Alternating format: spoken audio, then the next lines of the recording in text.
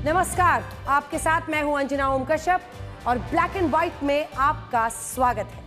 नमस्कार, मैं हूं अंजना 2.0 और मेरी तरफ से भी खबरों के इस विश्लेषण में आपका स्वागत है। आज हम अमेरिका के राष्ट्रपति डोनाल्ड ट्रंप के एक नए झूठ का विश्लेषण करेंगे जो उन्होंने बौखलाहट में दिया है। भारत पर 25% टैरिफ लगाने के बाद अब ट्रंप ने भारत की अर्थव्यवस्था को डेड इकोनॉमी बता दिया है। यानी एक ऐसी अर्थव्यवस्था जहां ना काम धंधा होता है, ना व्यापार, ना आर्थिक गतिविधियां, मृत अर्थव्यवस्था। और सबसे बड़ी बात यह है कि हमारे देश के कुछ नेता इस बयान से बहुत खुश हैं। आज हम आपको बताएंगे कि क्यों ट्रंप भारत की अर्थव्यवस्था के बारे में एक सफेद झूठ बोल रहे हैं और उनकी इस बौखलाहट की आखिर वजह है क्या। इसके बाद आपको अमेरिका और पाकिस्तान की तेल वाली दोस्ती के बारे में बताएंगे। जब ट्रंप भारत को अपनी शर्तों पर सहमत नहीं कर पाए तो अब वो पाकिस्तान में अपने पैर जमाने की कोशिश में है और इसके लिए पाकिस्तान के साथ ट्रेड डील की घोषणा, लेकिन उन्होंने ये नहीं बताया कि वो क्या व्यापार करेंगे। उन्होंने पाकिस्तान को मुंगेरी लाल का हसीन सपना, जहां पाकिस्तान को मुंगेरी लाल के हसीन सपने दिखाते हुए कह दिया है कि एक दिन आएगा जब पाकिस्तान भारत को तेल बेचेगा। इसके बाद आपको बताएंगे कि कैसे 17 साल बाद भगवा बाइज्जत बरी हो गया और भगवा पर राजनीतिक फायदे के लिए लगाए गए सारे दाग साफ हो गए, जबकि भगवा को आतंकी कहने वाले आज शर्म से पगले झांक रहे हैं। मालेगांव ब्लास्ट केस में साजी प्रज्ञा जैसे आरोपियों के बरी होने के बाद आज तमाम लोग कह रहे हैं कि एक हिंदू कभी भी आतंकवादी नहीं हो सकता। आज हम इस दावे का भी एक ब्लैक एंड व्हाइट विश्लेषण करेंगे कि एक हिंदू आतंकवादी क्यों नहीं हो सकता। हालांकि आपको बता दें, अभी मामला एनआईए कोर्ट में इनको बाइज्जत बरी करने का है। ऊपरी अदालत में अभी भी इस पर बात आगे बढ़ सकती है। और मेरी एआई वर्जन, आज आपके पास कौन सी खबर है? आज मैं लोगों में शुगर फ्री के बढ़ते चलन के बारे में बताऊंगी। कई विज्ञापनों में शुगर फ्री को बेहतर बताया जाता है, डाइट कोल्ड ड्रिंक को अच्छा बताया जाता है, लेकिन सच ये है कि इनमें मिलाया जाने वाला आर्टिफिशियल स्वीटनर एक मीठा जहर है जो चीनी से भी ज्यादा खतरनाक हो सकता है। अगर आप सेहत के प्रति जागरूकता के नाम पर आर्टिफिशियल स्वीटनर या डाइट सॉफ्ट ड्रिंक पीते हैं तो जान लीजिए कि यह आपको बीमार कर सकता है।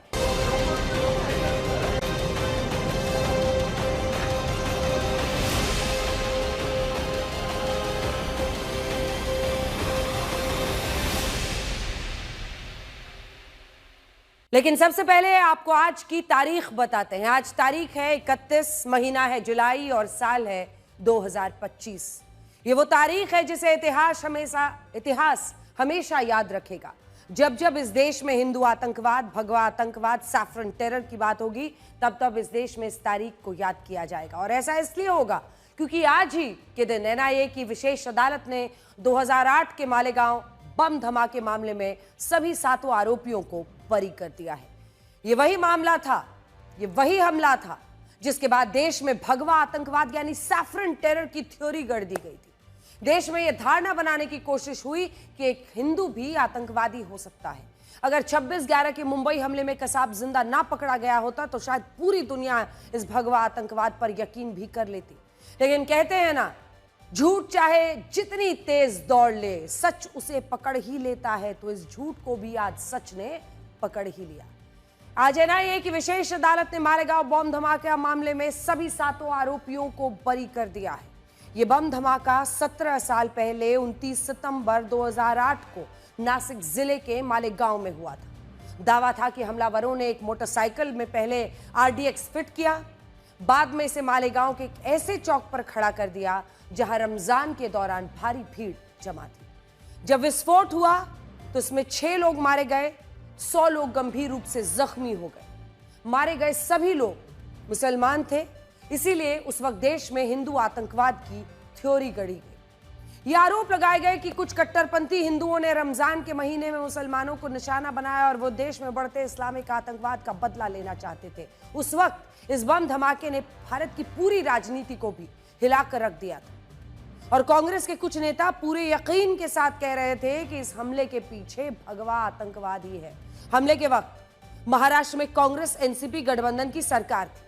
मुख्यमंत्री कांग्रेस के विलासराव देशमुख थे, जबकि देश में भी कांग्रेस के नेतृत्व वाली यूपीए की सरकार थी। मनमोहन सिंह प्रधानमंत्री थे।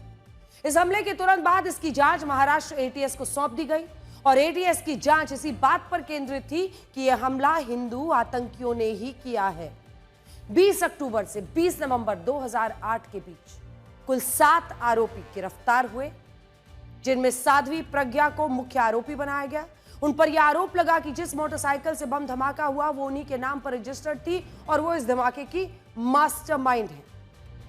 सबसे ज्यादा हंगामा तब हुआ जब एटीएस ने एक आर्मी ऑफिसर को गिरफ्तार किया जिनका नाम था कर्नल प्रसाद पुरोहित। वो मालेगांव के पास नासिक की देवलाली छावनी में तैनात थे और उन पर आरोप लगाया गया कि उन्होंने हमला करने के लिए पैसा इकट्ठा किया था और वो कई बैठकों में भी शामिल हुए। ये बात इतनी गंभीर थी कि इसने देश में एक भूचाल ला दिया। एटीएस की जांच पर सवाल उठा कि वो कैसे ऐसा कह सकती है कि सेना के एक कर्नल ने रमजान के दौरान एक मुस्लिम इलाके में बम धमाका कराया। ये सारी गिरफ्तारियां 20 अक्टूबर से 20 नवंबर के बीच हुई थी और ये तारीख आपको याद रखनी है। इसीलिए याद रखनी है क्योंकि इसी के सिर्फ एक हफ्ते बाद 26/11 का मुंबई हमला हुआ था और इस हमले को भी भगवा आतंकवाद से जोड़ने की पूरी तैयारी थी। अब जो हम आपको बता रहे हैं, दिखा रहे हैं, उसको देखकर जानकर आप हैरान रह जाएंगे। अगर आप अजमल कसाब की ये तस्वीर देखेंगे तो इसमें उसकी कलाई पर एक कलावा बंधा हुआ था और राकेश मारिया ने अपनी एक किताब में बताया है कि लश्कर तैयबा इस हमले को एक हिंदू आतंकी हमला साबित करना चाहता था और कसाब का नाम शुरुआत में समीर दिनेश चौधरी माना गया था। राकेश मारिया उस वक्त मुंबई पुलिस के जॉइंट कमिश्नर थे, जिनकी तस्वीर मेरे हाथ में है। यह दरअसल उनकी किताब है। राकेश मारिया उस वक्त मुंबई पुलिस के जॉइंट कमिश्नर थे और उन्होंने ही कसाब से पहली बार पूछताछ की थी। यह उनकी किताब है राकेश मारिया की, जिसमें नाम उन्होंने कहा था लेट मी से इट नाउ, अब मुझे बोलने दो। इसमें उन्होंने साफ साफ लिखा है कि अगर कसाब जिंदा नहीं पकड़ा जाता तो शायद मुंबई हमले को भगवा आतंकवाद से जोड़ने की तैयारी थी। तो मैंने वो पेज भी आपके लिए मार्क कर लिया है। ये देखिए, ये वाला हिस्सा जो मैंने आपके लिए अंडरलाइन किया है, हाईलाइट किया है, इसमें साफ साफ शब्दों में लिखा हुआ है। राकेश मारिया ने अपनी किताब में जो बात लिखी है वो उस वक्त महाराष्ट्र और देश के सभी नेता जानते थे। इसमें चर्चा है कि there would have been screaming headlines in newspapers claiming how Hindu terrorists had attacked। मतलब इस बात की खुलकर चर्चा होती भारतीय अखबारों में, मीडिया में कि कैसे हिंदू आतंकियों ने 26/11 को अंजाम दिया क्योंकि हाथ में उसके बांधा गया था कलावा। ये अगले पन्ने में भी इसका जिक्र है। ये अगला पन्ना है जिसमें लिखा था बाल काटे गए।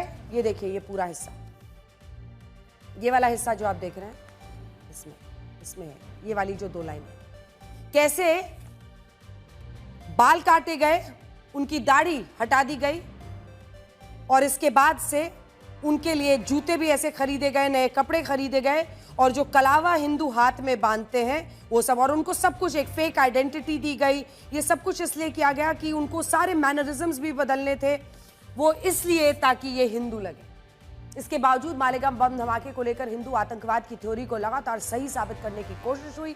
यहां जरूरी बात यह है कि इन हमलों के बीच सिर्फ 58 दिनों का यानी लगभग 2 महीने का अंतर था और उस वक्त की सरकारों को सोचना था कि जब मुंबई हमले में लश्कर तैयबा के 10 आतंकवादी हिंदू नाम और पहचान के साथ हमला कर सकते हैं तो क्या मालेगांव में भी ऐसा नहीं हो सकता।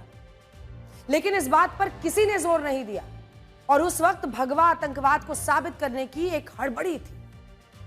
2009 में पहली बार महाराष्ट्र एटीएस ने इस हमले को लेकर चार्जशीट दायर की और यह बताया कि साध्वी प्रज्ञा, कर्नल पुरोहित और 7 आरोपियों ने मालेगांव के हमले को अंजाम दिया था और इस हमले के पीछे मंशा ये थी कि ये सभी आरोपी भारत के अलग अलग शहरों में हुए लश्कर और जैश के आतंकवादी हमलों का बदला लेना चाहते थे। हालांकि एटीएस की इस चार्जशीट को लेकर काफी विवाद हुआ। साध्वी प्रज्ञा समेत सभी आरोपियों ने उन्हें झूठे केस में फंसाने तक का आरोप लगाया। उनका यह भी कहना था कि उनके बयान जोर जबरदस्ती करके लिए गए हैं, उन्हें बिना किसी ठोस सबूत के इस मामले में फंसाया जा रहा था।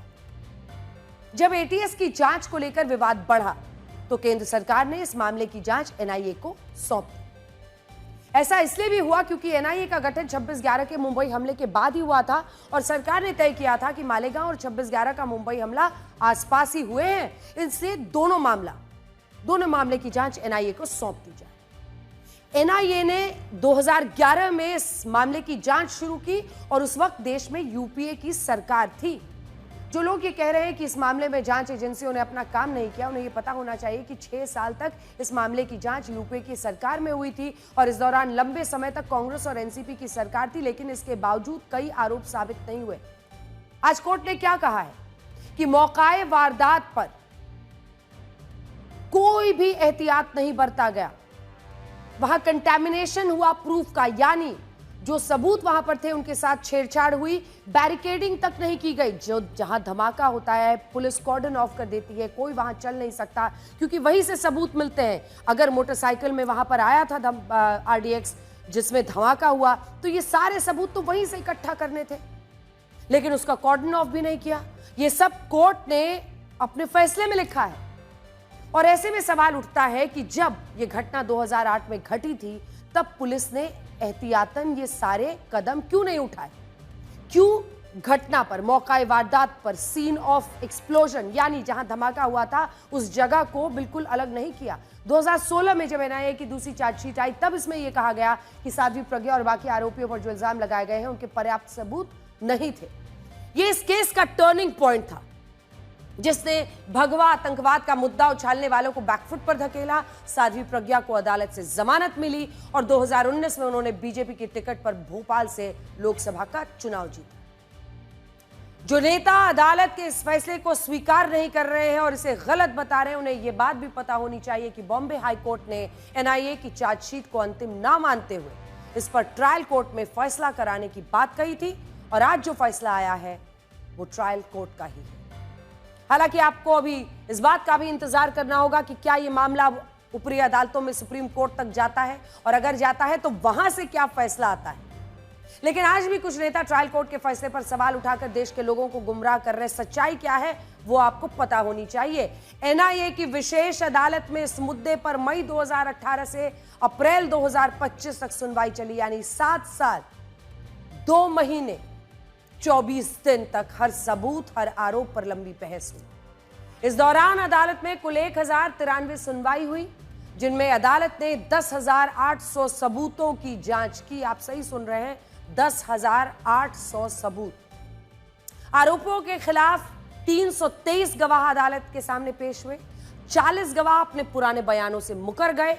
26 गवाहों की उनके बयानों से पहले मृत्यु हो गई और इसके बाद सारे सबूतों को जांचा गया। आखिर में कोर्ट इस नतीजे पर पहुंचा कि मालेगांव हमले में गिरफ्तार हुए किसी भी आरोपी के खिलाफ हमले का दोष साबित नहीं होता है।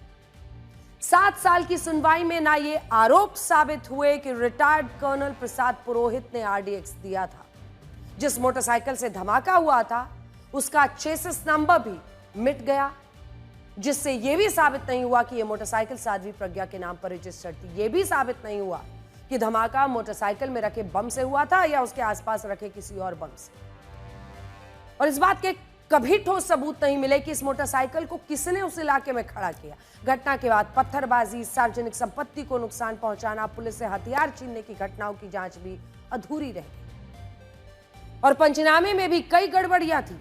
आप सोचिए, जो पहला स्पॉट पर पंचनामा होता है, 2008 का ये पंचनामा, जब डबल इंजन की सरकार थी कांग्रेस पार्टी की, महाराष्ट्र में भी केंद्र में भी, तब स्पॉट पर जो पंचनामा किया जाता है उसमें भी गड़बड़ियां थी और घटनास्थल से जो भी प्रमाण जुटाए गए वो सब संदिग्ध थे, कंटामिनेटेड थे। साध्वी प्रज्ञा और बाकी आरोपियों की जो बैठकें हुई थी उनका हमले से कोई मकसद था या उसके भी पर्याप्त सबूत नहीं मिले, मोटिव नहीं मिला।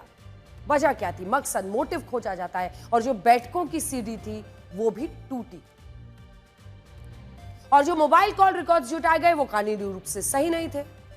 इसके अलावा उस वक्त के गृह सचिव ने बिना ठोस आधार के आरोपियों पर यूएपीए की धारा लगाई जो आतंकी गतिविधियों के लिए लगाई जाती है और आखिर में अदालत ने यह कहा कि कोर्ट सिर्फ शक के आधार पर फैसला नहीं सुना सकती और इसीलिए 7 आरोपियों को बरी किया जाता है। ये एक बहुत बड़ा फैसला है जिसके बाद पूरे देश में इसकी चर्चा हो रही है और इस मामले में बरी हुए आरोपियों की आंखों में आज आंसू है। आखिर हमेशा यह चर्चा होती है कि बेगुनाहों को जेल में कितने सालों तक रखा जा सकता है।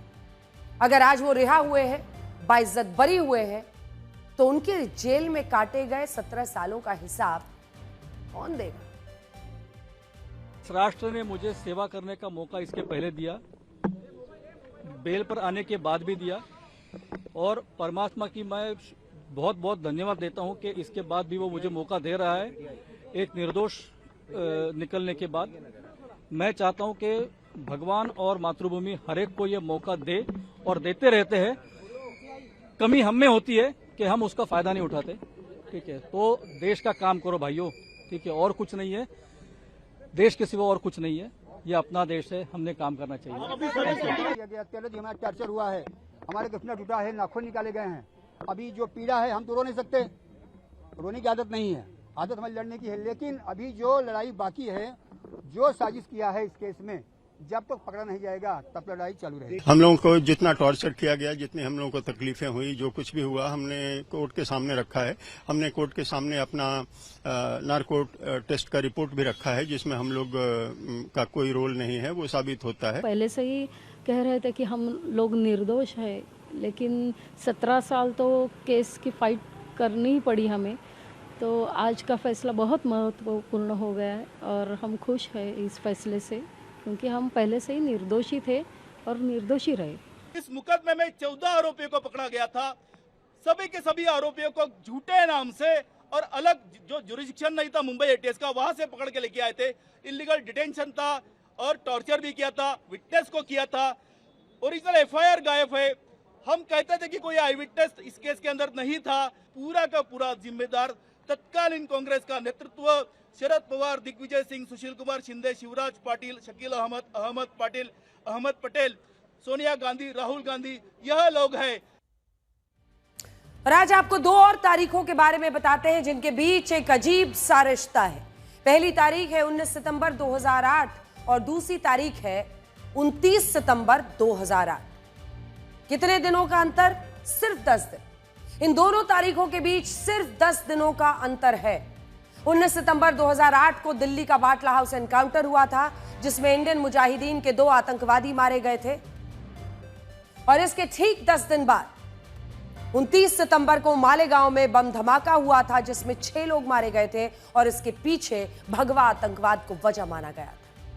सोचने वाली बात यह है कि जब बाटला हाउस एनकाउंटर में इंडियन मुजाहिदीन के 2 आतंकी मारे गए, तब जैसा कि खुद सलमान खुर्शीद ने कहा था बाहर आकर मीडिया के सामने कि सोनिया गांधी की आंखों में आंसू थे। लेकिन जब मालेगांव हमले के पीछे भगवा आतंकवाद की थ्योरी गढ़ी गई और यह कहा गया कि हिंदू भी आतंकवादी हो सकते हैं, तो इस पर किसी की आंखों में आंसू नहीं आए। ना इन 6 लोगों के मरने पर किसी की आंखों में आंसू आए।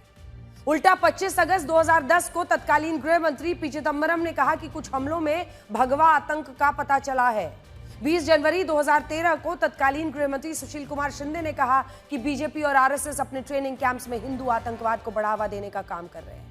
लेकिन उस वक्त हिंदू आतंकवाद की इस झूठी थ्योरी पर कोई नहीं रोया। लेकिन सलमान खुर्शीद के मुताबिक फरवरी 2012 में उन्होंने बताया था कि बाटला हाउस एनकाउंटर के बाद सोनिया गांधी भावुक हो गई थी। हमने वजीर आजम से बात करी, हमने सोनिया गांधी जी से बात करी। सोनिया गांधी जी को उस हादसे की हमने तस्वीरें दिखाई तो उनके आंसू फूट पड़े और उन्होंने हाथ जोड़कर कहा कि ये तस्वीर मुझे मत दिखाओ, फौरन जाओ वजीर आजम से बात करो। हमने वजीर आजम से भी बात करी, बहुत मामला आगे बढ़ा। यह भी इत्तेफाक है कि इस मामले में लोअर कोर्ट का फैसला ऐसे समय में आया है जब एक दिन पहले ही गृह मंत्री अमित शाह ने संसद में कहा था कि हिंदू कभी भी आतंकी नहीं हो सकता। आज ये दिग्विजय सिंह चले गए हैं, उन्होंने कहा है तो आरएसएस ने कराया था। मान्यवर ये क्या बोल रहे हैं, किसके लिए बोल रहे हैं, किसको बचा रहे हैं, क्या कहना चाहते हैं? और हिंदू टेरर का सगुफा किसने छोड़ा?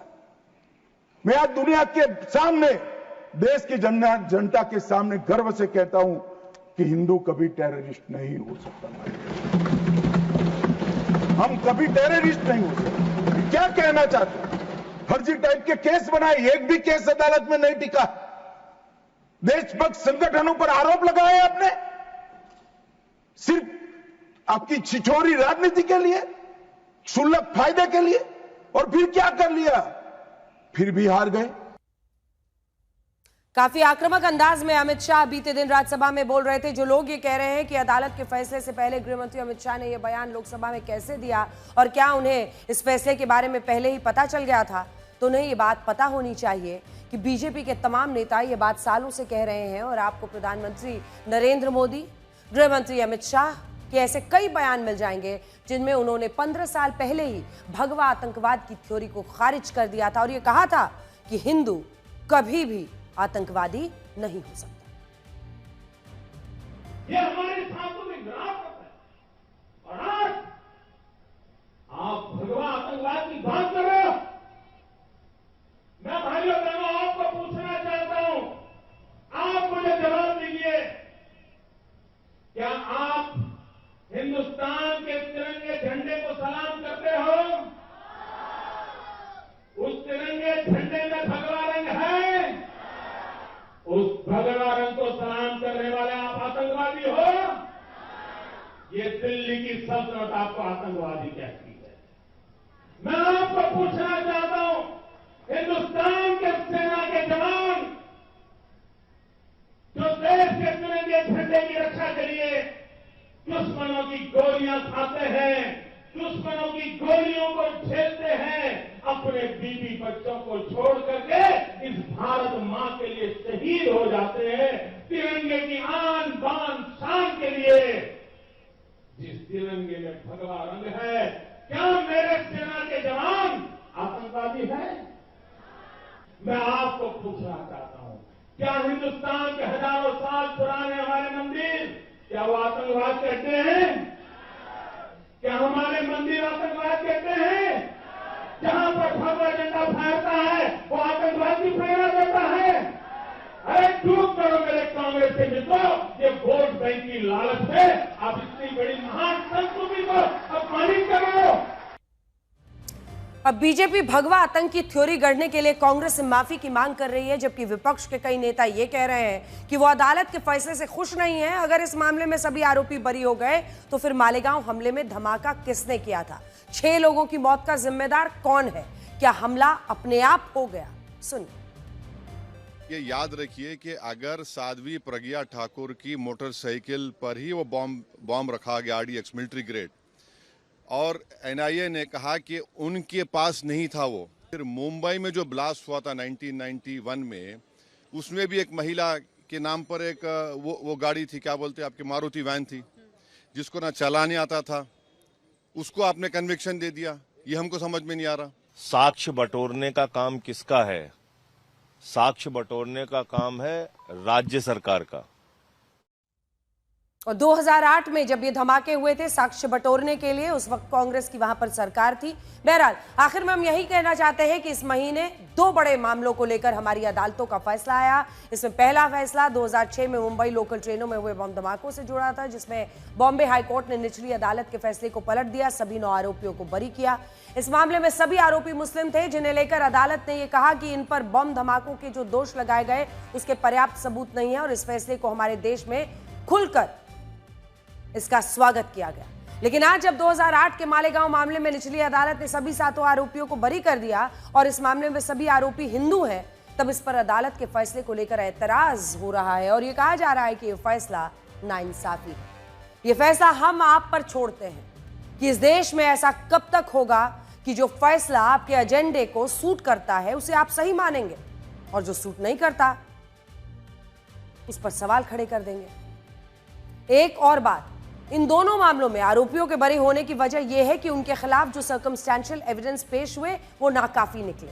आज सवाल यह भी उठता है कि अगर 15-20 सालों के बाद भी जांच में खामियां निकलती हैं तो क्या इसके लिए जांच एजेंसियां, पुलिस, सरकारों की जवाबदेही नहीं तय होनी चाहिए? उन परिवारों का क्या?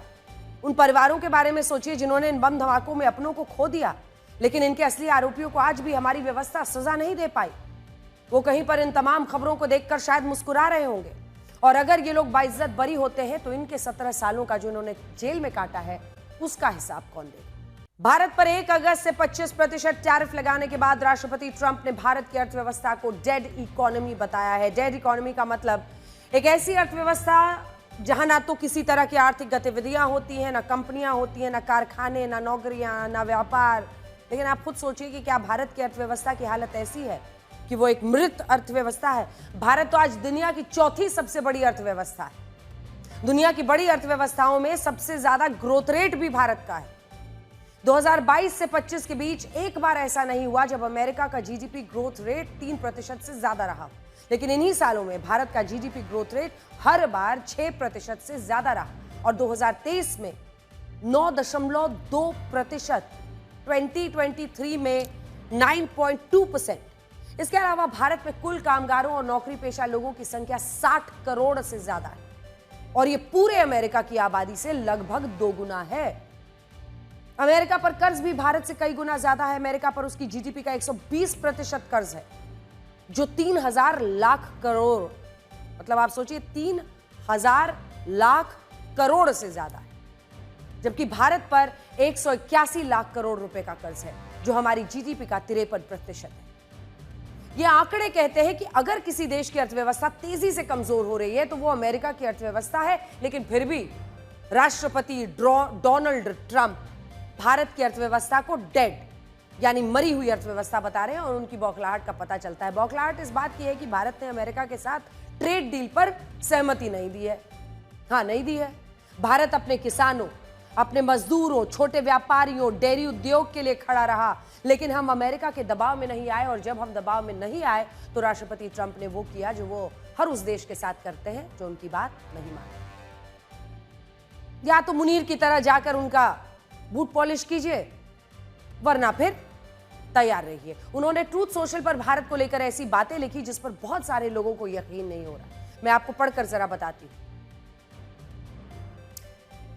मुझे इस बात की परवाह नहीं है कि भारत रूस के पास आपस में क्या करते हैं, लेकिन वो दोनों मिलकर अपनी डेड इकोनॉमीज को और नीचे गिरा सकते हैं। मुझे इससे कोई फर्क नहीं पड़ता।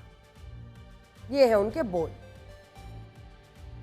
राष्ट्रपति ट्रंप की इन बातों को पढ़कर कोई भी अच्छा नेता पहले वास्तविकता को देखेगा और बाद में इस पर प्रतिक्रिया देगा। लेकिन हमारे देश में मानो राष्ट्रपति ट्रंप की कही बात को कुछ लोगों ने अंतिम और सर्वमान्य सत्य मान लिया। आज भी राष्ट्रपति ट्रंप ने जब ट्रूथ सोशल पर ये बातें लिखी तो विपक्ष के नेता सरकार पर आक्रामक हो गए। वो ये कहने लगे कि हमने तो पहले ही कहा था भारत की अर्थव्यवस्था डेड हो चुकी है, मर चुकी है। Trump is saying Indian economy is a dead economy. Yes, he's right. I mean, everybody knows this, except the Prime Minister and the Finance Minister. Everybody knows that the Indian economy is a dead economy. I'm glad that President Trump has stated a fact. What more do? Why are you asking this question? लेकिन 25% tariff लगाया, plus penalty भी लगा दी। This is a dead economy. Are you people not aware of this? आपको ये मालूम नहीं है कि इंडियन इकोनॉमी डेड इकोनॉमी है? कोई कंफ्यूजन है आप में? पूरी दुनिया जानती है कि Indian economy is dead economy और बीजेपी ने इकोनॉमी को खत्म कर दिया है। क्यों खत्म किया है? अदानी जी की मदद करने के लिए खत्म किया है। तो आप लोग हैरान क्यों लग रहे हो? ये 11 साल से कौन सी स्टडी चल रही थी? आप सोचिए, 11 साल से क्या स्टडी चल रही थी कि आज अमेरिका के राष्ट्रपति को कैसे शब्दों में भारतीय जनता पार्टी की सरकार में किन शब्दों से भारत को कहना पड़ा उन्हें। उन्होंने कहा भारत के भी अपने कानून के बारे में क्या कहा उन्होंने। सोचिए आप कि जो सरकार लगातार पिछले 11 वर्षों से दोस्ती के बाद दोस्ती और कितनी दोस्ती बढ़ाई कि आज हमें क्या दिन देखने को पड़ रहे हैं। ये शुरुआत है बुरे दिनों की। तो आपने विपक्ष के दो बड़े नेताओं की बात सुनी। राहुल गांधी को आपने सुना, हालांकि इस मामले में कांग्रेस पार्टी के ही सांसद राजीव शुक्ला का बयान कुछ अलग ही है। जरा सुनिए। ट्रंप का ये कहना है कि भारत और रूस की इकोनॉमी डेड है, एकदम गलत बात है। भारत की इकोनॉमी डेड नहीं। जो हमने आर्थिक सुधार किए जब नरसिम्हा राव जी और मनमोहन सिंह जी थे, उसके बाद उस आर्थिक सुधारों को आगे वाजपेयी जी ने भी बढ़ाया और उसके बाद मनमोहन सिंह जी ने 10 साल में जो मजबूती प्रदान की और उसके बाद वर्तमान सरकार ने भी जो उसमें काम बढ़ाया, तो हमारी आर्थिक स्थिति कहीं से भी कमजोर नहीं है। इसलिए हम आर्थिक रूप से कोई हमें कहे कि हमें ख़त्म कर देगा, उसकी गलत फहमी है। तो ट्रंप की गलत फहमी जी रहा। सर इम्पोज किया जो टैरिफ की तो मैंने आलोचना की कि ये गलत है। टैरिफ इम्पोज करना, हर देश को अधिकार है कि किसके साथ व्यापार करे, उसमें इस तरह रोक लगाना, ब्रिक्स के खिलाफ बोलना, रशिया से इम्पोर्ट के खिलाफ है, बिजनेस के खिलाफ बोलना, ये उनका जो है कतई उचित नहीं है। तो राजीव शुक्ला तो कुछ और ही कह रहे हैं, बिल्कुल अलग बात कह रहे हैं। वो देश की बात कर रहे हैं। वो कह रहे हैं कि ये देश हमारा, जिस तरह से हमारी अर्थव्यवस्था आगे बढ़ रही है, तो हमने आपको बता दिया कि भारत की अर्थव्यवस्था डेड नहीं हुई है। और हमारे देश में भी कुछ विपक्षी नेता सिर्फ सरकार को घेरने के लिए राष्ट्रपति ट्रंप के इस बेबुनियाद बयान को तूल दे रहे हैं। असल में उन्हें ऐसा ना करके इस बात का विश्लेषण करना चाहिए था कि राष्ट्रपति ट्रंप ने ये बात क्यों लिखी। वो रशिया और भारत के रिश्तों को लेकर ये उनका जो पोस्ट है, यहाँ पर पूरा डेटा भी है, हम आपको दिखाएंगे थोड़ी देर में। देखिए, इसका बड़ा कारण यह है कि यूक्रेन युद्ध के बावजूद भारत रशिया से उसका कच्चा तेल खरीद रहा है और ये बात राष्ट्रपति ट्रंप को अच्छी नहीं लग रही। मैं आपको जरा बड़ी स्क्रीन पर कुछ आंकड़े दिखाती हूं, जिससे आप ये समझ पाएंगे कि आखिर भारत रशिया से कितना कच्चा तेल खरीद रहा है, जिसकी वजह से ये बौखलाहट फिलहाल डोनाल्ड ट्रंप में दिखाई दे रही है। ये आप देखेंगे, चीन 51%, पहले नंबर पर है चीन, जो रशिया से उसका 51%, ये देखिए रूस, यहां से 51% सबसे ज्यादा चीन खरीदता है। और भारत है उसके बाद, जो कि 30%, दूसरे नंबर पर, जो रशिया से 30% तेल खरीदता है।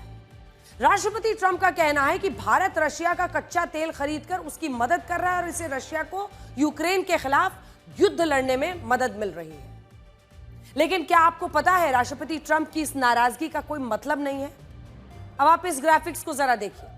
पहले भारत यूरोपीय देशों यानी पश्चिमी देशों को सिर्फ 0.2% पेट्रोल, डीजल और विमानों का फ्यूल निर्यात करता था। ये देखिए 0.2% भारत का ये तेल निर्यात हम आपको दिखा रहे हैं। लेकिन अब ये नंबर क्या हो गया है, अब हम पश्चिमी देशों को 40% पेट्रोल, डीजल, विमानों का फ्यूल, एयर टर्बाइन फ्यूल निर्यात कर रहे हैं।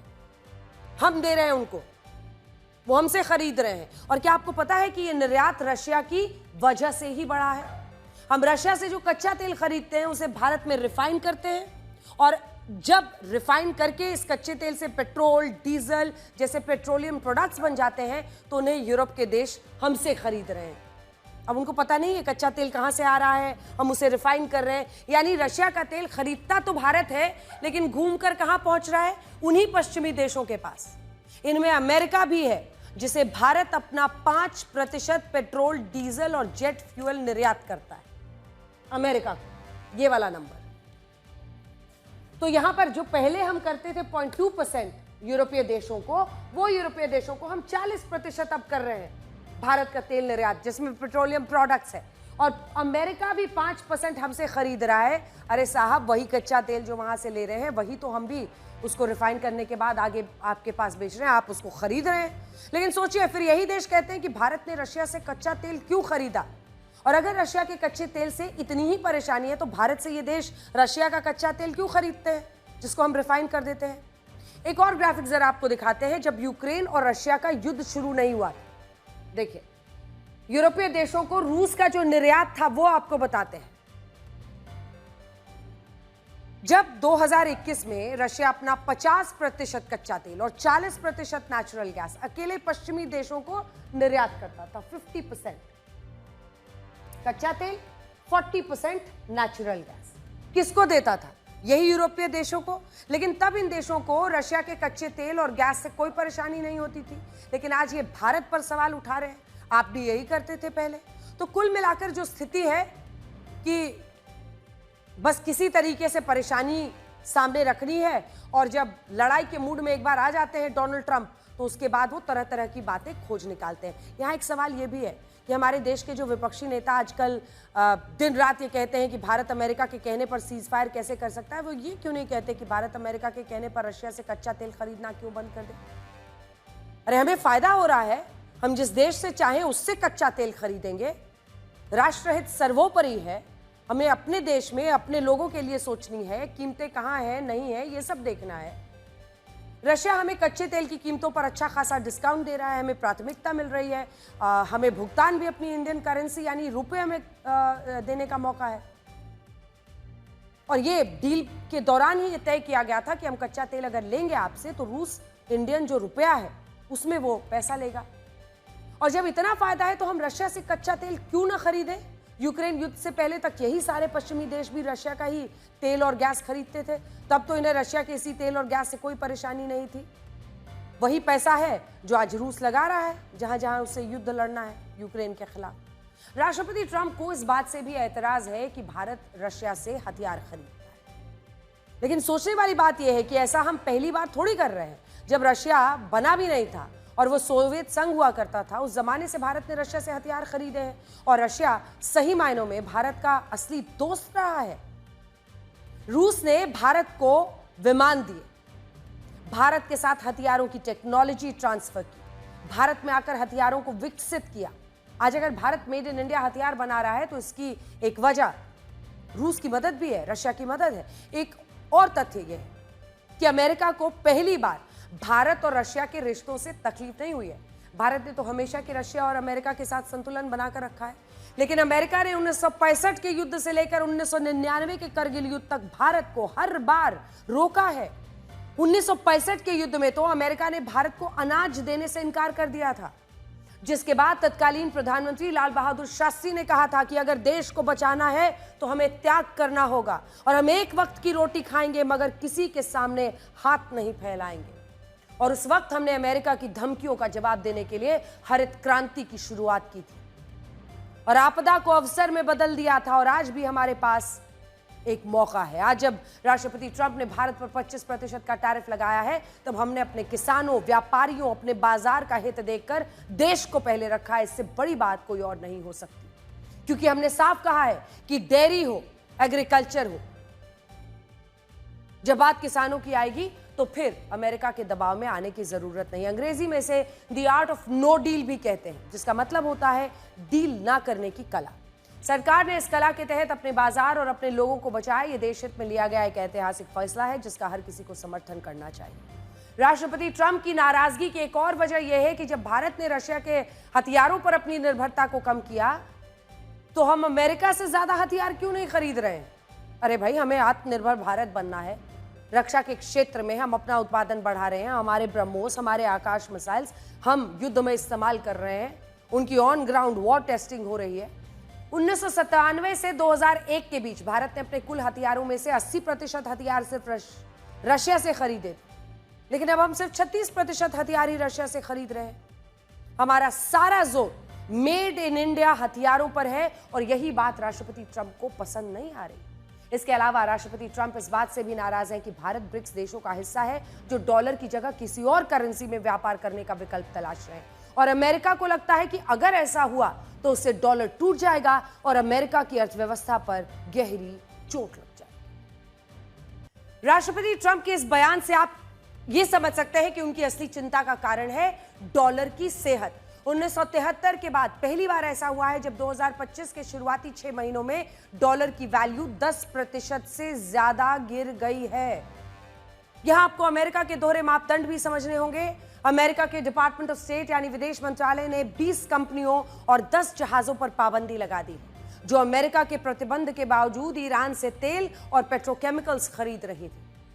इनमें 6 कंपनियां भारत की हैं और अमेरिका ने कहा है कि जो ईरान आतंकवाद का समर्थन करता है उससे तेल खरीदकर इन कंपनियों ने ईरान के आतंकवाद को मजबूत किया है, इसलिए अमेरिका इन पर प्रतिबंध लगा रहा है। यह बात अमेरिका ने बहुत अच्छी कही कि जो देश आतंकवाद का प्रायोजक है उसके साथ व्यापार करने वाली कंपनियां भी उसके आतंक की स्पॉन्सर मानी जाएंगी। लेकिन यहां एक सवाल यह उठता है कि क्या इस बात को अमेरिका खुद पर भी लागू करेगा? दुनिया में आतंकवाद का सबसे बड़ा स्पॉन्सर आज कौन बन रहा है? आतंक को कौन पाल रहा है? कौन सा है वो मुल्क जो आतंक पर ही जीता है? वो मुल्क है पाकिस्तान। और अगर आप वहां पर पैसा लगा रहे हैं तो आप बन रहे हैं आतंक के स्पॉन्सर। राष्ट्रपति ट्रंप ने आज इसी पाकिस्तान के साथ ट्रेड डील करने का ऐलान किया है और यह भी कहा है कि अमेरिका पाकिस्तान के तेल भंडार को विकसित करने के लिए वहां निवेश करेगा। अब सवाल यही है कि अगर कोई ईरान का तेल खरीदे तो अमेरिका उसे आतंक की मदद मान लेता है, लेकिन वो खुद आतंक की फैक्ट्री, आतंक का एपी सेंटर आतंकिस्तान बन चुके पाकिस्तान में ऑयल रिजर्व विकसित करना चाहता है, पैसा खुद लगाना चाहता है। पाकिस्तान के प्रधानमंत्री शहबाज शरीफ ने इस ट्रेड डील के लिए राष्ट्रपति ट्रंप को धन्यवाद किया, इसे ऐतिहासिक बताया। इससे पहले राष्ट्रपति ट्रंप ने कहा कि अमेरिका पाकिस्तान के ऑयल रिजर्व्स को विकसित करने में मदद करेगा और वो दिन दूर नहीं जब पाकिस्तान भारत को तेल बेचेगा। डोनाल्ड ट्रंप को शायद किसी ने यह बताया नहीं कि ऑयल रिजर्व के मामले में पाकिस्तान भारत से काफी पीछे है। अल्प ज्ञान मुश्किलों में डाल देता है। पाकिस्तान के पास 5,619 करोड़ लीटर का ऑयल रिजर्व है, वो इस मामले में विश्व में 52वें नंबर पर है, 52, जबकि भारत के पास 74,730 करोड़ लीटर है और वो दुनिया में 25वें नंबर पर है। और ये ऑयल रिजर्व के मुताबिक हम आपको बता रहे हैं। मौजूदा स्थिति ये बताती है कि पाकिस्तान अगले कई दशक में भी भारत को तो छोड़िए किसी भी देश को तेल बेचने की स्थिति में नहीं आ सकता है। तो डोनाल्ड ट्रंप उन्हें दिखा रहे हैं मुंगेरी लाल के हसीन सपने।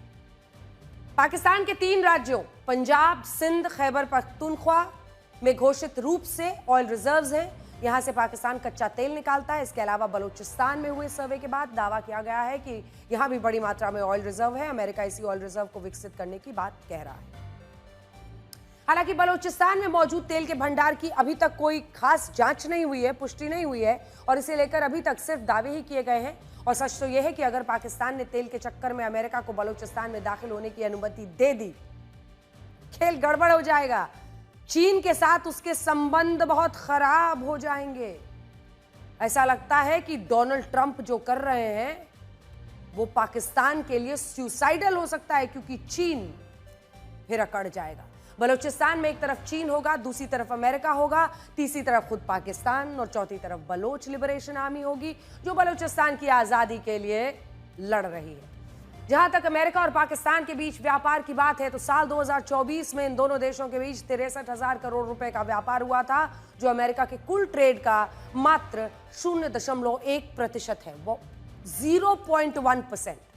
यानी पाकिस्तान अगर अमेरिका से व्यापार ना करे तो भी अमेरिका को कोई फर्क नहीं पड़ेगा।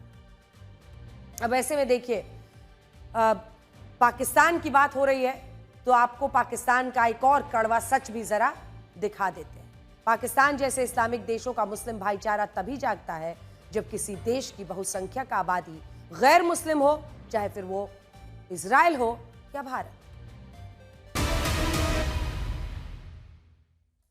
पाकिस्तान की बात हो रही है तो आपको पाकिस्तान का एक और सच, कड़वा सच जो हम दिखा रहे हैं। मुस्लिम भाईचारा तभी जागता है पाकिस्तान का जब किसी देश में बहुसंख्यक आबादी गैर मुस्लिम हो, चाहे फिर वो इजराइल हो या भारत।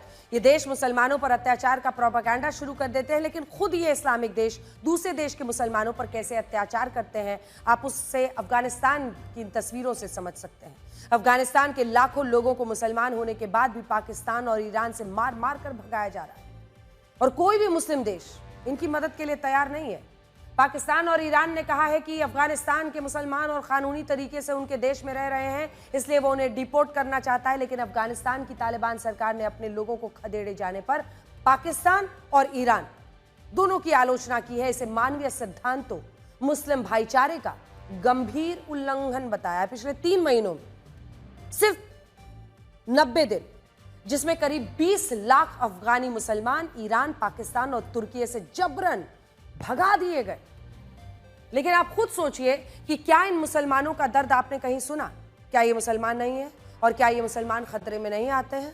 जब देश की संसद का कोई सत्र शुरू होता है तो आपको क्या उम्मीद रहती है? पहले ये देखिए जरा।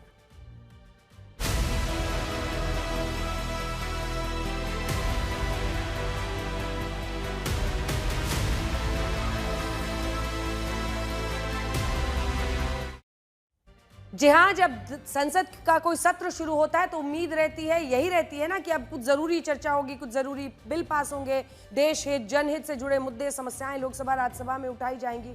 गोरखपुर से सांसद रविंद्र शुक्ला उर्फ रवि किशन ने देश की संसद में गर्मा गर्म मुद्दा उठाया और यह मुद्दा है गर्मा गर्म समोसों का। उनका सवाल है कि पूरे देश में सभी दुकानों पर समोसे का साइज एक क्यों नहीं है और एक समोसा छोटा, दूसरा समोसा बड़ा क्यों है? पहले सुनिए। कहीं समोसा यहाँ चांदनी चौक पे सस्ता मिलता है और कहीं गोरखपुर में मिलता है, तो गोल बाजार में अलग, हर जगह पे 5 स्टार होटल में उसका रेट ज्यादा हो जाता है। हमारे यशस्वी प्रधानमंत्री जी ने पिछले 11 वर्षों में देश के विभिन्न क्षेत्रों में युगांतकारी परिवर्तन किए, लेकिन अभी तक ये क्षेत्र अछूता है। अब सवाल उठता है कि जब देश में बिजली, सड़क, पानी, शिक्षा, स्वास्थ्य, कानून व्यवस्था, डेटा सिक्योरिटी, आंतरिक बाहरी सुरक्षा के अलावा तमाम क्षेत्रीय मुद्दे अपनी लोकसभा क्षेत्र की समस्याएं, तब संसद में समोसों के साइज पर बहस कितनी जरूरी है। हालांकि कई लोग मानते हैं कि आप सिनेमा हॉल में खाइए तो कीमत कुछ और, साइज कुछ और, बाहर में कहीं और खरीदिए तो कुछ और कीमत, अगर किसी बड़े होटल में जाइए तो यही समोसा कीमती बन जाता है, 5 स्टार में जाइए तो फिर न जाने कहां आसमान छूता है। सांसदों को इस देश की जनता चुनती है, उन पर अपने फैसले लेने के लिए छोड़ती है। बहरहाल, लेकिन लोग ये मानते हैं कि कम से कम कीमतें जो हैं, स्कूल में कुछ और कीमत होती है, कैंटीन में कुछ और, होटल में कुछ और, सिनेमा हॉल में कुछ और, एक समान तरीके से कीमत होनी चाहिए। दिल्ली पुलिस की क्राइम ब्रांच टीम ने एक बड़े ड्रग रैकेट का पर्दाफाश किया है, जिसमें 100 करोड़ रुपए की ड्रग्स बरामद की है।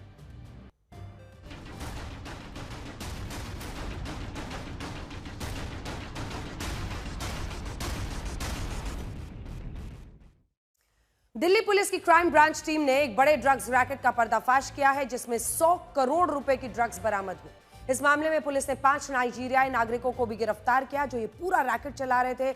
इन लोगों ने ड्रग्स रैकेट को लेकर जो खुलासे किए हैं, उसने सबको हैरान कर दिया।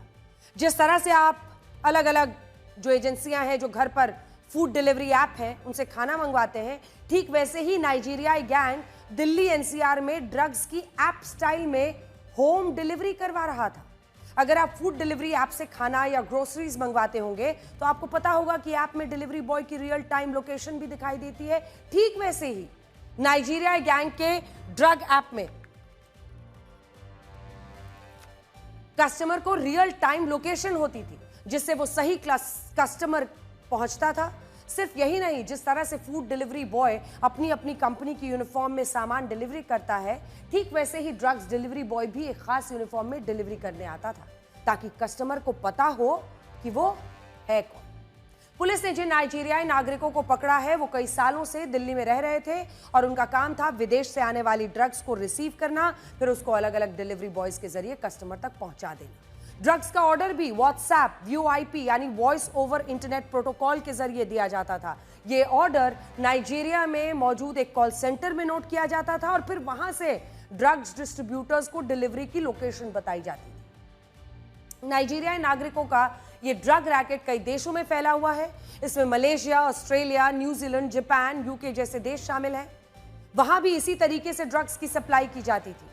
नाइजीरिया के इस ड्रग्स कार्टेल के लोग ऐसे मैसेंजर ऐप का इस्तेमाल करते थे जो एंड टू एंड एनक्रिप्टेड थे, ताकि उनके मैसेज कोई और ट्रैक ना कर पाए। ये ड्रग कार्टेल इतना खतरनाक था कि डिलीवरी बॉयज के पकड़े जाने के बावजूद सप्लाई नहीं रोकते थे, बल्कि दूसरे डिलीवरी बॉय से कस्टमर तक ड्रग्स पहुंचा देते थे। नाम वही रहता था, लेकिन कोई और पहुंच जाता था। दिल्ली में ये ड्रग्स कार्टेल साकेत, वसंत कुंज, कुतुब इंस्टीट्यूशनल एरिया, छतरपुर, वसंत विहार, मालवीय नगर, मोती नगर, पंजाबी बाग में फैला हुआ था। इसके अलावा ये लोग नोएडा और गुड़गांव में भी ड्रग्स की सप्लाई बाकायदा करते थे। दिल्ली पुलिस की क्राइम ब्रांच को अपनी छापेमारी में कई तरह के ड्रग्स मिले। इसमें सबसे ज्यादा ड्रग्स कोलंबिया से लाई गई हैं। नाइजीरियाई ड्रग्स कार्टेल ने भारत में ड्रग्स पहुंचाने के लिए भारतीय महिलाओं का इस्तेमाल किया था। ये महिलाएं अपने बैग, अपने सूटकेस में ड्रग्स को छिपा कर लाती थी और फिर यहां मौजूद नाइजीरियाई ड्रग्स ऑपरेटिव्स को देती थी। दिल्ली में मौजूद नाइजीरियाई ड्रग्स ऑपरेटिव्स इन ड्रग्स में मिलावट करके कस्टमर को देते थे। 4 लोग क्या कहेंगे, इससे घबराने की जरूरत नहीं है। खेल में दर्शक शोर मचाते हैं, खिलाड़ी नहीं। नमस्कार।